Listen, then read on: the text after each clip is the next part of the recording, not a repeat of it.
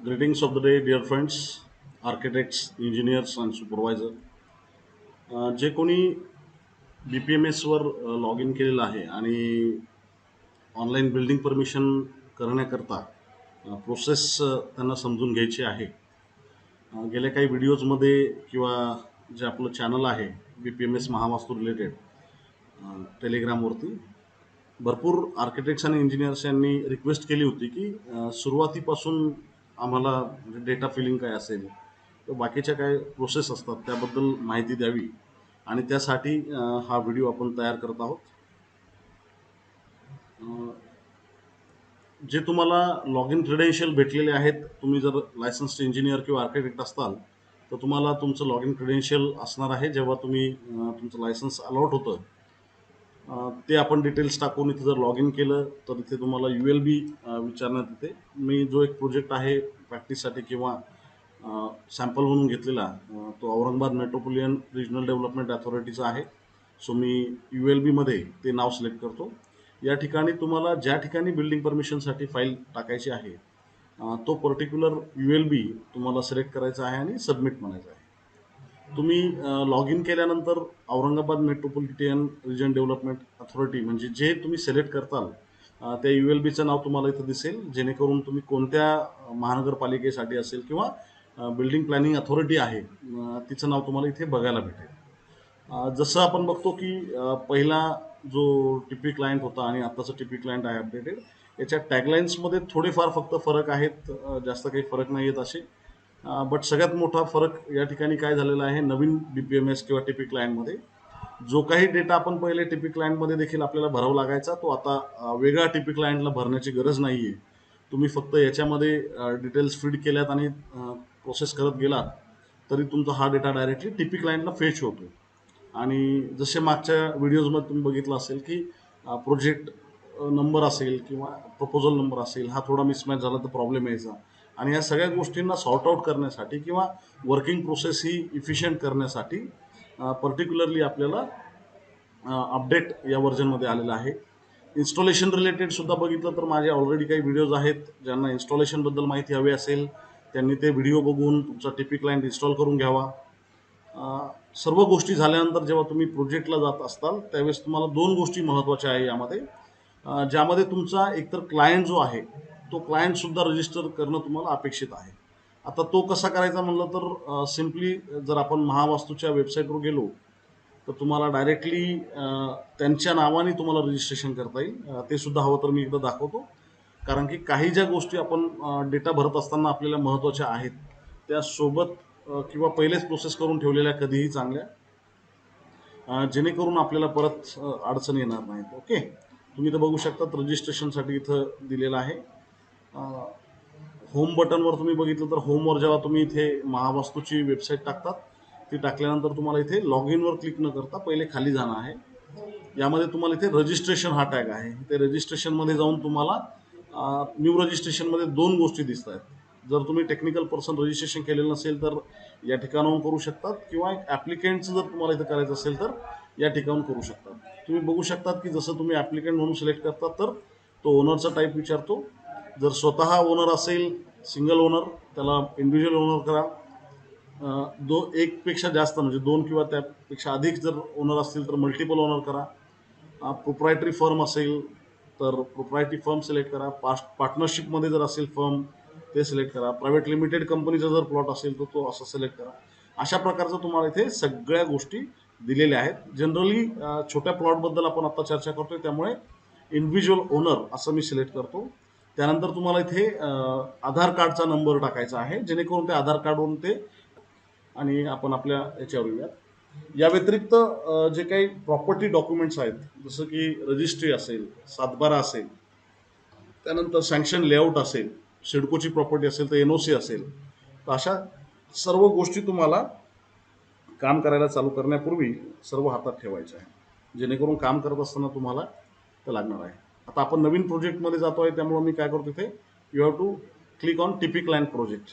TP client प्रोजेक्टवर click केल्यानंतर तुम्हाला इथे दोन गोष्टी दिसतात की एक इनॅक्टिव्ह प्रपोजल जर असेल तुमचं जुनं आलं त्याला जर कंटिन्यू करत असेल तरी तुम्हाला इथे जाता येतं. आपण आता नवीन काम चालू करतोय त्याकरता न्यू प्रोजेक्ट हा मी सिलेक्ट करतो. तुम्ही बघताल न्यू प्रोजेक्ट सिलेक्ट केल्यानंतर ज्या प्रोजेक्ट रिलेटेडच्या गोष्टी आहेत त्या सर्व तुम्हाला इथे भरायच्या आहेत.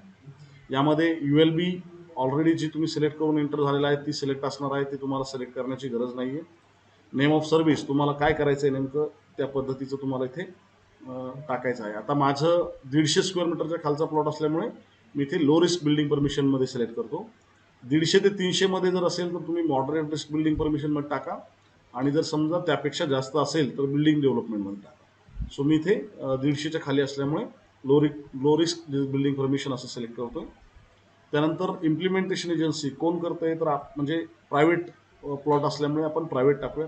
गव्हर्नमेंट सेक्टर असेल, चॅरिटेबल ट्रस्ट असेल ते तुम्हाला इथे वेगवेगळं सिलेक्ट करावं लागतं. पण आपलं प्रायव्हेटमध्ये आहे प्लॉट, ओनरशिप आहे त्यामुळे इथे प्रायव्हेट आहे. स्पेशल स्कीममध्ये काही असेल तर ते सिलेक्ट करा, प्रधानमंत्री आवास योजना किंवा बाकीच्या ह्या ज्या गोष्टी आहेत. आपलं काहीच नसल्यामुळे आपण इथे सिलेक्ट करत नाही, कारण की मॅन्डेटरीमध्ये नाही आहे. प्रोजेक्ट नेम तुम्हाला जे प्रोजेक्ट आहे ओनरचं नाव हवं तर टाका इथे. Okay. Land falls under the restricted or regulated नाही आहे, त्याच्यामुळे मी नाही टाकला इथे. ठीक आहे. आता आपल्याला साईट ॲड्रेस टाकायचा आहे, तर आपण काय करूयात, जे काही इथे डेटा आहे आपल्याकडं, आपण जसं मी तुम्हाला सांगितलं कलेक्ट केलेला डेटा तुमच्याकडे असणार आहे, तो तुम्हाला इथे काढायचा आहे. त्यामध्ये आपण बघूयात ॲड्रेस.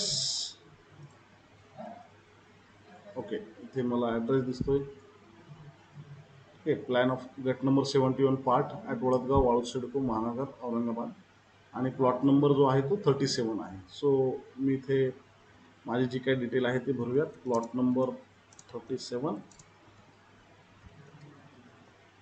त्याच्यानंतर गट नंबर 71 पार्ट 71 पार्ट वडदगाव सिडको, महानगर. प्लॉटचं डिटेल जे काही आहे ते तुम्हाला टाकायचं आहे ते औरंगाबाद. ओके. त्यानंतर DP किंवा RP प्लॅन सिलेक्ट करा म्हणून सांगितलं त्याने, अपलोड करा. आता हा DP प्लॅन जो आहे तो तुम्हाला कॉर्पोरेशनच्या याच्यातून घ्यायला जमतो. जर नसेल तर मी काय केलेलं आहे दाखवतो. माझ्याकडे ऑलरेडी मी डाउनलोड केलेलं आहे यामध्ये.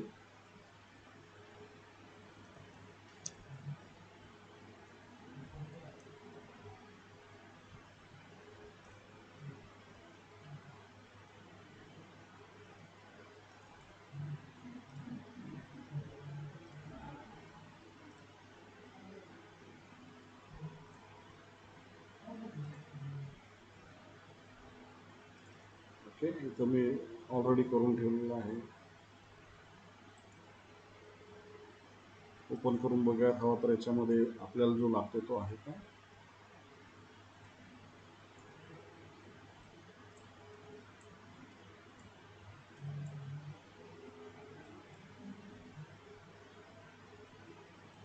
ओके.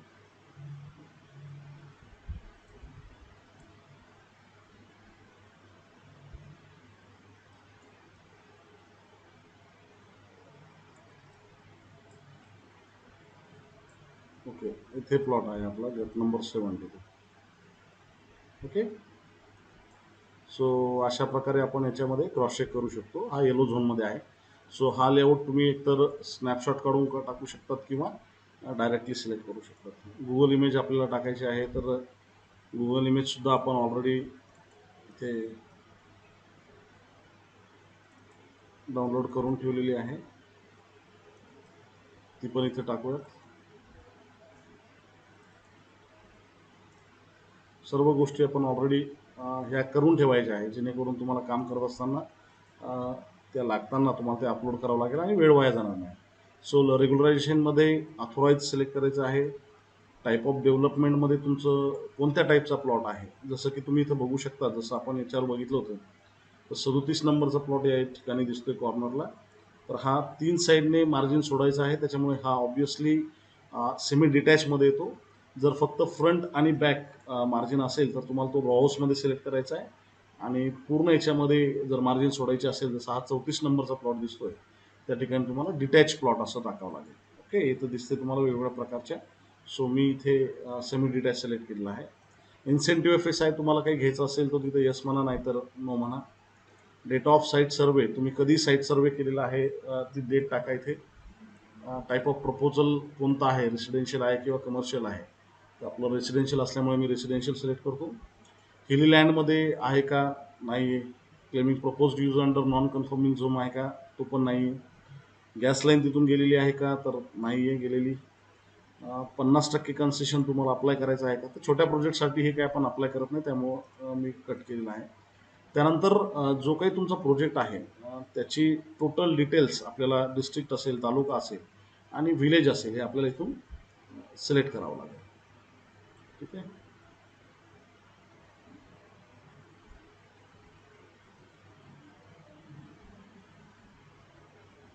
इथे वळदगाव माझं जे गाव आहे किंवा लोकेशन आहे प्लॉटचं ते मी सिलेक्ट केलं. फ्लड अफेक्टेड एरिया आहे का, तर नाही. लोकेशन कंजेस्टेड आहे किंवा नॉन कंजेस्टेड आहे, तर हा प्लॉट पर्टिक्युलरली नॉन कंजेस्टेडमध्ये येतो, त्यामुळे मी नॉन कंजेस्टेड सिलेक्ट केलेला आहे. इलेक्ट्रिकल लाईन वगैरे गेलेली आहे का प्लॉटवरून, तो आपण नाही म्हणतोय. रोड डिटेल काय आहे, तर आपण जो आपल्याकडे लेआउट आहे त्यावर बघू शकतो, तर 9 मीटर किंवा 9 मीटरपेक्षा छोटा रोड आहे. सो रोड डिटेल्स आपण बिलो 9 मीटर म्हणूयात. टाईप ऑफ लेआउट काय आहे, तर सँक्शन लेआउट आहे आपल्याकडे. लेआउट टाईपमध्ये आता इथे जर समजा डिटेल भेटत नसेल आपल्याकडं, तर आपण बघूयात. लेआउट अप्रुव्हल नंबर काय आहे याच्यामध्ये, तो आपण बघूयात.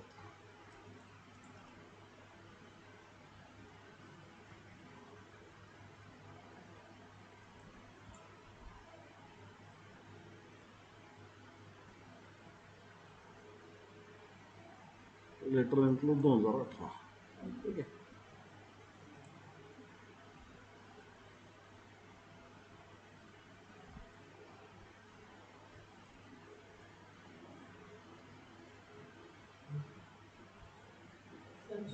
ठीक आहे, 2018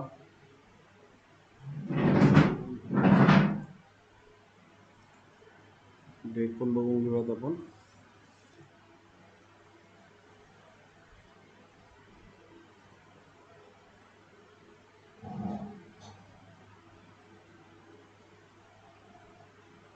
ओके, यावर क्लिअर व्हिजिबल होत नाही आता सध्या, तर मी एक टेंटेटिव्ह टाकतो. जे काही तुमचं असेल ते तुम्ही इथे त्यानुसार टाकू शकता. ठीक आहे.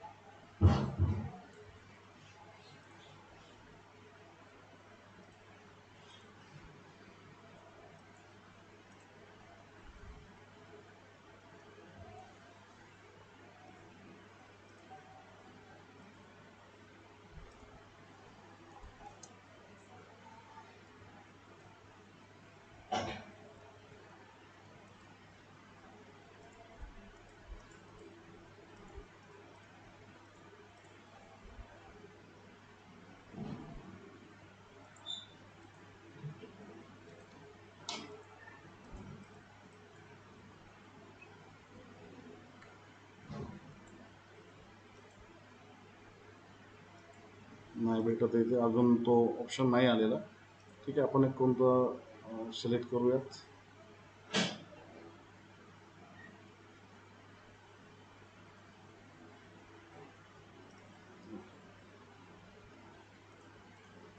बाकीच्या सर्व गोष्टी तुम्ही वाचून घ्या, जेणेकरून ह्या रिझर्वेशन एरिया अफेक्टेड आहे का, रिलोकेशन ते केलेलं आहे का, plot is affected by prohibited area आहे का, किंवा whether plot land is affected by CRZ, construction type कोणतं आहे आपलं, तर RCC आहे. मी याला सेव्ह अँड नेक्स्ट करतो.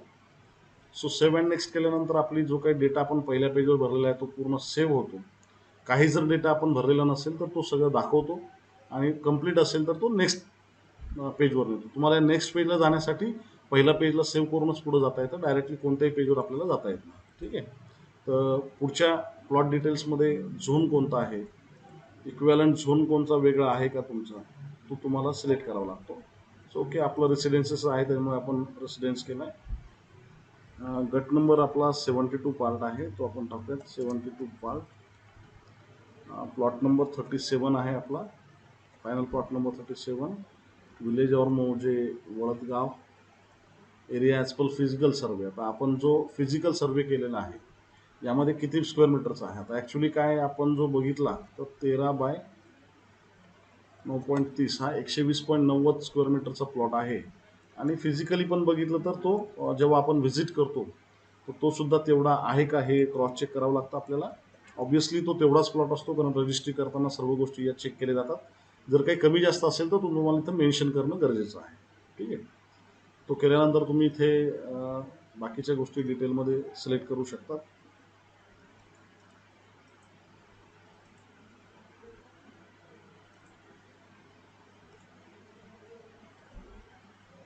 ठीक आहे. Easement rights latitude of plot आणि लॉन्जिट्युडनल ऑफ प्लॉट सुद्धा आपल्याला टाकायचा आहे. यामध्ये जसं मी तुम्हाला ऑलरेडी सांगितलं की ज्या ज्या गोष्टी आपल्याला भरायच्या आहेत त्या ऑलरेडी आपण सर्व कॉपी करून घ्यायचे आहे किंवा ठेवून घ्यायचे आहे. तर हा पर्टिक्युलर डेटा सुद्धा आपण घेतलेला आहे.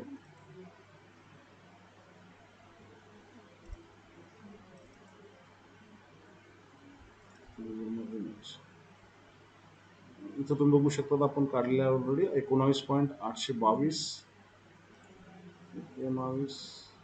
439.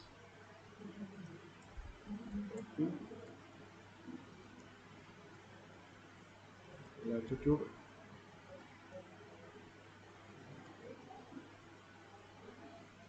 आणि लॉन्जिट्यूड जो आहे तो 75.27.273218. ही एक चांगली प्रोसेस आहे कॉपी पेस्ट करण्यासाठी. तुम्ही ही प्रोसेस वापरू शकता किंवा दुसरी कोणती प्रोसेस तुम्हाला अजून सोपी वाटत असेल काम करण्यासाठी ती तुम्ही इथे वापरू शकता. ठीक आहे. क्लास ऑफ लँड आपण सिलेक्ट वनच करूयात. स्कीम कोणची अवेलेबल आहे का UL20 ती सिलेक्ट करायची आपल्याला. नाही आपण कोणत्या स्कीममध्ये. Whether area affected by the notification under workshop from डिफेन्समध्ये काही अफेक्टेड आहे का, तर नाही आहे. म्युटेशन नंबर म्हणजे जो फेरफार क्रमांक असतो आपल्या प्रॉपर्टीचा तो आपल्याला इथे टाकायचा आहे. ठीक आहे. तर या पर्टिक्युलर प्लॉटचा जो काही फेरफार क्रमांक आहे तो आपण इथे टाकूया.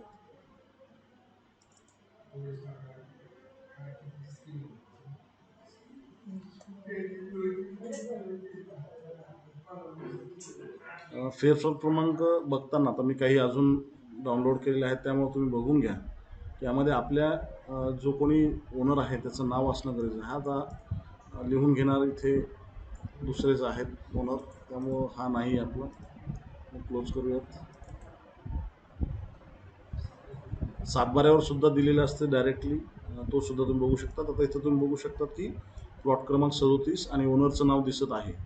आणि जो काही मग फेरफार क्रमांक आहे त्याचा 1573 तो तुम्हाला या ठिकाणी मेन्शन करायचा आहे. म्हणजे फेरफार सुद्धा तुमच्याकडे डाउनलोड असणं अपेक्षित आहे.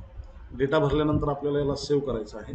सेव्ह करत असताना जसं आपण ओनरला रजिस्टर केलेलं आहे, तुम्ही बघितलं असेल की सर्वात पहिले आपण रजिस्टर्ड इथं केलं होतं. तर रजिस्ट्रेशन केलेल्या व्यक्तीचं दिस इज द ॲप्लिकंट. मग त्यांना सिलेक्ट केल्यानंतर बाकीच्या गोष्टी तुम्हाला काहीही करायची गरज नाही आहे. डायरेक्टली आल्यानंतर सर्व डेटा भरून झाल्यावर आपल्याला इथे सेव्ह करायचं आहे.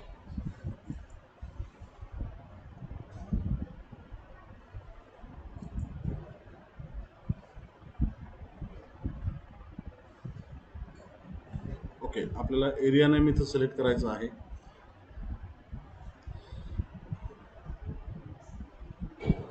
एरिया नेम सिलेक्ट करत असताना आपल्याला एक महत्त्वाची गोष्ट लक्षात ठेवायची की लोकेशन किंवा जे काही तुमचं प्रॉपर्टी टॅक्स भरत असतील तर त्या प्रॉपर्टी टॅक्सनुसार किंवा जे काही रेडी रेकनरचा नंबर आहे हा 1.26250 हा तुम्हाला माहिती असणं अपेक्षित आहे. आणि हा काही गोष्टींसाठी किंवा काही पर्टिक्युलर गावांसाठी अद्याप अपलोड केलेला नाही आहे. तर त्या केसमध्ये आपल्याला तुम्हाला तुमच्या पर्टिक्युलर अथॉरिटीजला विचारावं लागेल की कोणता सिलेक्ट करावा लागेल म्हणून. यामध्ये आपण बघूयात वळदगावचं सिलेक्ट केलेलं किंवा अपलोड आत्तापर्यंत केलेलं आहे किंवा नाही. जर नसेल तर मग आपण मागच्या प्रोजेक्टसाठी जसं त्यांनी आपल्याला कळवलं होतं की 00 सिलेक्ट करा, तर तो आपण सिलेक्ट करूया. बघू शकतो आपण इथे गावाचे नाव सुद्धा येतील. आता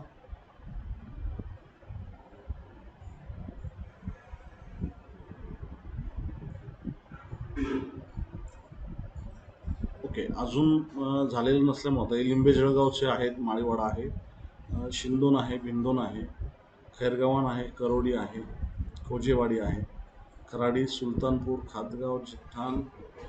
तर हे एवढेच गावं अजून अपलोड झालेले आहे. बाकीचे नसल्यामुळं जसं मागच्या प्रोजेक्टसाठी त्यांनी आपल्याला सांगितलं 0.00 गावठाण मिळकती हे सिलेक्ट करा. आपण तोच इथं सिलेक्ट केला आहे आणि इथे 0 सिलेक्ट करा. ओके. आपण दुसऱ्या गोष्टी तर काही सिलेक्ट करत नाही. ते झाल्यानंतर इथं सेव्ह करूयात. जनरली रेडी रेकनरनुसार तुम्हाला जो काही तुमचा डिटेल असेल प्लॉटचा तो तुम्हाला बघता येतो. रेडी रेकनरच्या याच्यावर वेबसाईटवर जाऊन तुम्ही डायरेक्टली गुगलवर तुम्हाला हवं तर कसं शोधायचं तेही दाखवून देतो. रेडी रेकनर महाराष्ट्र जर टाकलं तुम्ही तर ते IGR महाराष्ट्र इथे येतं. यामध्ये तुम्ही तुमच्या प्लॉट्स रिलेटेड जे आहेत ते तुम्ही डायरेक्टली शोधू शकता. जसं आता मला औरंगाबादवर जायचं आहे तर मी औरंगाबादमध्ये जाईल. तालुका समजा औरंगाबाद आहे, विलेज वळदगाव हवं आहे आपल्याला. सो मौजे वळदगाव.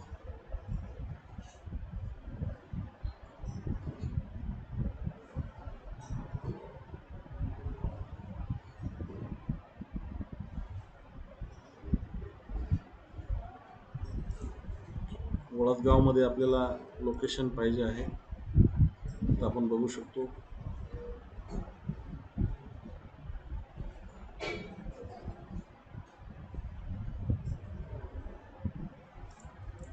सर्वे नंबर किंवा गट नंबरवरून सिलेक्ट करतात असेल तर ते बघू शकतो आपण इथे. तुमच्याकडे जर सर्वे नंबर असेल तर डायरेक्टली तुम्ही इथे सिलेक्ट करू शकता. याच्यामध्ये येत नाही त्यामुळे तुम्हाला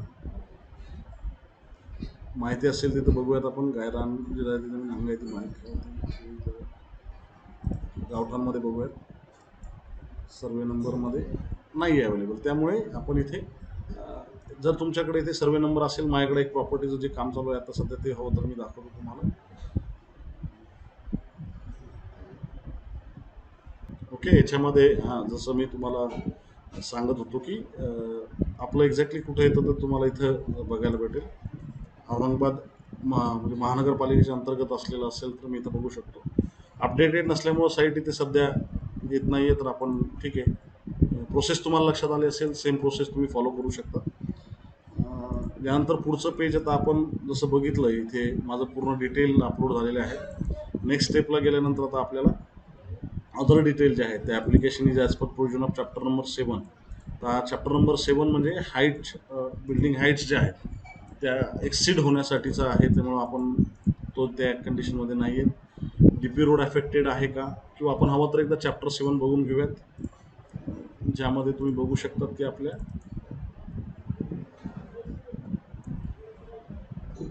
म्हणजे या काम करत असताना सर्व गोष्टी तुम्ही क्रॉस चेक करत राहणं खूप गरजेचं आहे. कारण की बिल्डिंग परमिशनमध्ये आपण पर्टिक्युलर या गोष्टी टाकत असताना काही गोष्टी जर चुकल्यात तर त्या ट्रेसिंगमध्ये खूप प्रॉब्लेम देतात. सो लेट अस सी की चॅप्टर नंबर 7 जो आहे. ओके. डायरेक्टली इंडेक्सवर जाऊयात आपण चॅप्टर नंबर 7 बघण्यासाठी.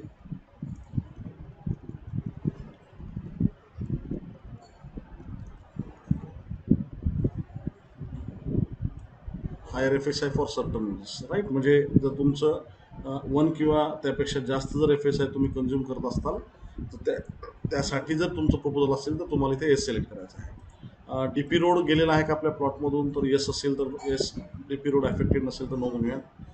TDR काही आपण अपलोड करत आहे का किंवा घेत आहे का तो आपल्याला इथं टाकायचा आहे.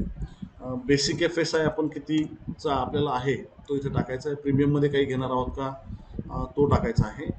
एक्झिस्टिंग FSI म्हणजे जर तुमची काही स्ट्रक्चर डेव्हलप केलेलं आहे आणि त्यापैकीचा काही तुम्ही ठेवत आहात किंवा एक्झिस्टिंग स्ट्रक्चर अवेलेबल आहे तर त्याचा एक्झिस्टिंग FSI किती आहे तो तुम्हाला इथं ठेवायचा आहे. आणि बाकीच्या गोष्टी अपलोड केल्यानंतर तुम्हाला सिलेक्ट केल्यावर again make save and next, म्हणजे तुम्ही तुमचं परत या थर्ड पेजवरच्या डिटेल्स सेव्ह करून पुढच्या डिटेल्स भरण्यासाठी जात आहात. तर आत्तापर्यंत आपल्याकडे 3 गोष्टी आपल्या भरून झालेल्या आहेत. प्रोजेक्ट डिटेल, प्लॉट डिटेल आणि अदर डिटेल्स. आता बिल्डिंग टाईप्स ज्या काय आहेत त्या आपण भरूयात. तर बिल्डिंगचं नाव तुम्हाला काय द्यायचं आहे तर मी क्लायंटचं नाव देतो गायकवाड, किंवा आपण डायरेक्टली इनिशियलमध्ये टाकूयात SG residential. Number of floors, तर यामध्ये लक्षात ठेवा जर तुमचं G+ जेवढे काही फ्लोअर्स असतील तर ते 0+ जेवढे असतील तेवढे आपल्याला सिलेक्ट करावं लागतात. तर आपण इथे P+2 ला जातोय, त्यामुळे मी इथे 3 सिलेक्ट करतो.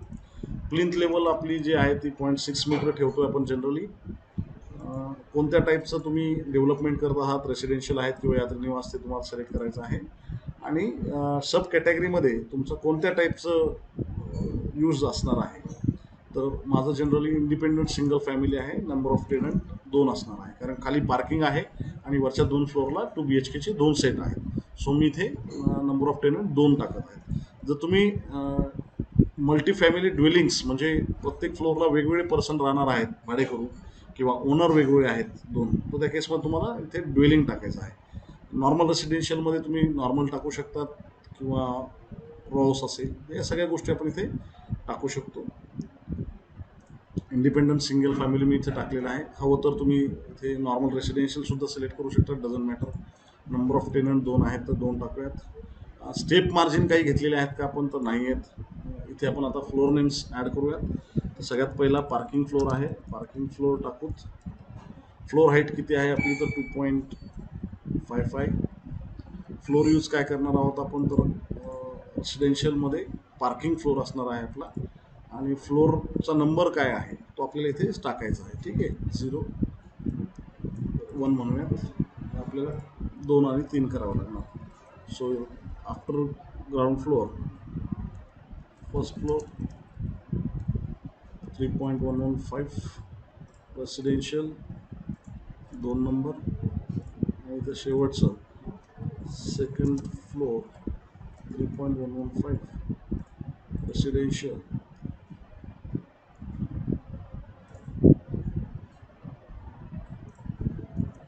ओके, एवढा डिटेल भरून झाल्यानंतर आपल्याला इथे सेव्ह करायचं आहे.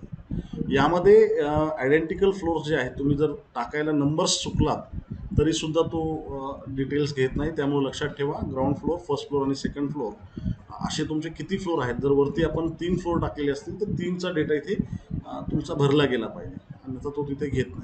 ठीक आहे, तुम्ही बघू शकता इथे टोटल गोष्टी आलेल्या आहेत. जर तुम्हाला इथे बघायचे असतील तर बघू शकतात की पार्किंग फ्लोअर आहे इथे, त्याची हाईट 2.55 आहे. त्यामध्ये आपण पार्किंग फ्लोअरला आणि ग्राउंड फ्लोअरला इथे क्लिक केलेलं होतं, त्यामुळे आणि फ्लोअरचा नंबर किती आहे, 1, 2 आणि 3. ओके, सो अशा प्रकारे आपण इथं केलेलं आहे. यामध्ये तुम्हाला जर काही एडिट करायचं असेल तुम्ही इथून एडिट करू शकतात. डिलीट करायचं असेल तर डिलीट करून पुन्हा डेटा भरू शकतात, किंवा त्याची कॉपी बनवायची असेल तर कॉपीसुद्धा बनवून घेऊ शकतात. सो हे झाल्यानंतर आपण नेक्स्टवर जाऊयात शेवटच्या ह्याला ट्रेसिंगसाठी. तर इथे मी बिल्डिंगचं टाईप किंवा नाव जे काही सिलेक्ट केलं आहे ते सिलेक्ट करतो. आणि सुपरवायझर कोण आपल्याला ठेवायचं आहे, तर तुम्हाला तुमच्या कॉन्टॅक्टमध्ये कोणी असेल तर तुम्ही त्यांचं नाव सिलेक्ट करू शकतात. तुम्ही माझा आता ॲक्च्युली स्ट्रक्चरल डिझायनर आणि प्लॅनिंग या दोन्ही गोष्टीसाठी लायसन्स असल्यामुळे या ठिकाणी माझं इथं सुद्धा नाव येत आहे. तुम्हाला तुमच्या कॉन्टॅक्टमधलं तुमच्या व्यतिरिक्त कोणतरी पर्सन लागेल जे सुपरविजन करणार आहे. जर नसेल आणि तुम्हाला या कंडिशनसाठी कोणी लागत असेल तर तुम्ही नक्की आम्हाला कॉन्टॅक्ट करू शकता. ऑब्व्हियसली यासाठी सुद्धा आपण सर्व्हिस प्रोव्हाइड करतो. हे सिलेक्ट झाल्यानंतर तुम्हाला दोन्ही सिलेक्ट झाल्यानंतर मॅप टू लिस्ट करायचं आहे. मॅप टू लिस्ट केल्यानंतर इथे तुमचं फ्लोअरचे नेम्स 1, 2, 3 आणि त्याच्या लेवल्स किती आहेत आणि टॉप फ्लोअर तुमचा किती लेवलला जाणार आहे हे तुम्हाला इथे दिसायला भेटतं. याच्यामध्ये तुम्ही डिटेल्स बघितलं तर सगळ्या गोष्टी तुम्हाला इथे बघायला भेटेल.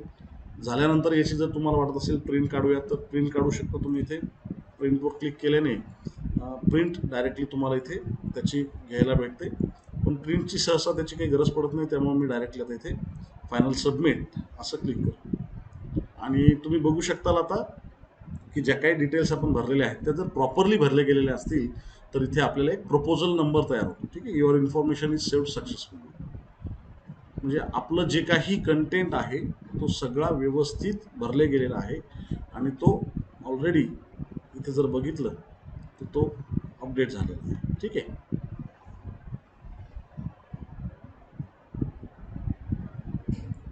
बघू शकता तुम्ही सगळ्या गोष्टी तर आपण भरलेल्या आहेत. ओके, जसं मी म्हणलो होतो की सिडकोचा जर टाईप असेल तर तो तुम्हाला इथे एअरपोर्ट असेल किंवा सिडको असेल यांची जर काही तुम्हाला NOC लागत असेल तर तुम्हाला इथं मेन्शन करावं लागेल. आणि स्पेशल प्रोजेक्टमध्ये सुद्धा सिडकोबद्दल पर्टिक्युलरली तुम्हाला इथे सिलेक्ट करावं लागेल की कोणत्या अंडर तो येत आहे. ठीक आहे, तर ते तुम्ही इथून सिलेक्ट करू शकता. होप तुम्हाला या सर्व गोष्टी कळाल्या असतील आता. की आपण डेटा कसा फीड करतोय किंवा काय नाही. इथून पुढं तुम्ही जेव्हा हा डेटा फिल करताल, तुम्ही बघताल की इथे तुम्हाला प्रोजेक्टमध्ये डेटा टिपिक लाईन प्रोजेक्टमध्ये तुम्हाला इथे एक प्रोजेक्ट कोड अलॉट झालेला आहे, MRD 2234 379. यामधून तुम्ही एडिट करायचं असेल तर एडिट करू शकतात, किंवा तुमचा वर्किंग जर पूर्ण झालेला असेल तर तुम्ही इथे डायरेक्टली आता नेक्स्ट टॅगमध्ये जाऊन रिस्क बेस्ड बिल्डिंग परमिशनमध्ये जाऊन building permission, low risk building permission. Okay, अजून व्हेरिफिकेशन होऊन याला जनरेट व्हायला थोडा टाइम लागेल, त्यामुळे आपल्याला थांबावं लागेल थोडंसं. Let us C.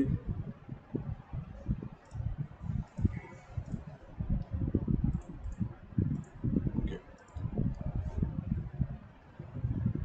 आपण जो डेटा भरलेला आहे इथं जर बघितलं, त्याला ऑफलाईन फायनल सबमिट आणि ऑनलाईन फायनल सबमिट इथे चालू आहे. यामध्ये कोणत्या टाईपची सर्व्हिस आहे वगैरे या सगळ्या गोष्टी आपल्याला इथे बघायला भेटतात. बिल्डिंग परमिशनमध्ये बघूया तिथे. ओके, सो बिल्डिंग परमिशनमध्ये गेल्यानंतर जेव्हा आपण टिपिक क्लायंट प्रोजेक्टचा डिटेल्स फिल करून झाला आहे सर्व, त्यानंतर आपल्याला बिल्डिंग परमिशनवर क्लिक करून या ठिकाणी यावं लागेल, जिथे तुम्हाला तुम्ही कोणकोणत्या पर्टिक्युलर प्रपोजलसाठी इथे तुम्ही भरलेलं आहे ते तुम्हाला डेटा बघायला भेटेल. यामध्ये तुम्ही कोणता फॉर्म सिलेक्ट केला आहे तर इथे दिसते तुम्हाला की या पर्टिक्युलर नावाने तुम्ही फॉर्म अपडेट करत आहात. सोसायटी किंवा त्या स्ट्रीटचं नाव तुम्हाला जर टाकायचं असेल तर इथं टाकू शकतात, आणि तुम्ही कोणत्या नेमकं याच्या अंतर टाउन प्लॅनिंग ॲक्टच्या अंतर्गत तुम्ही फॉर्म भरत आहात तर तुम्हाला इथं सिलेक्ट करायचं आहे. ठीक आहे, 1966, आणि मी इथे सेव्ह करणार आहे. ओके, आता तुम्ही सेव्ह केल्यानंतर तुम्हाला बघायला भेटेल इथे की आपल्याकडे जो काही ॲप्लिकेशन आहे तो इथे जनरेट झालेला आहे. ठीक आहे, तो मी काय करतो इथे स्क्रीनशॉट त्याचा कलेक्ट करून त्याला इथे सेव्ह करून घेऊयात. ठीक आहे,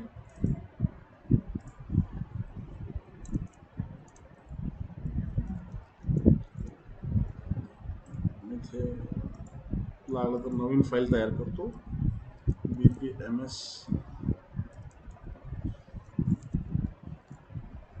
17 मे 2022, म्हणजे मला कळून जाईल की या दिवशी आपण इथे काम चालू केलेलं आहे. ठीक आहे, सो हे सेव्ह झाल्यानंतर आपण बघूयात. ओके, जसं तुम्ही हे ओके करताल तसं तुम्हाला याची एक कॉपी जी आहे ती प्रिंट घ्यायची आहे.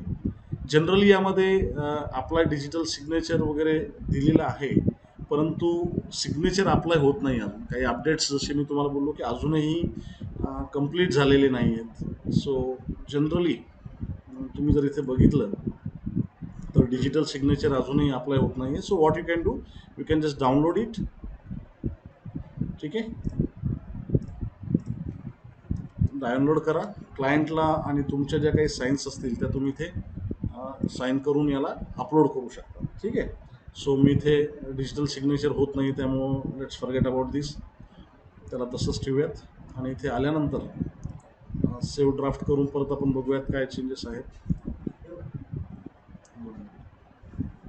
यामध्ये नेक्स्ट केल्यानंतर आपण बघू शकतो जसं सेकंड स्टेजला परत form of certificate for building permission दिलेला आहे, तो पण आपण परत सेव्ह ड्राफ्ट करूयात.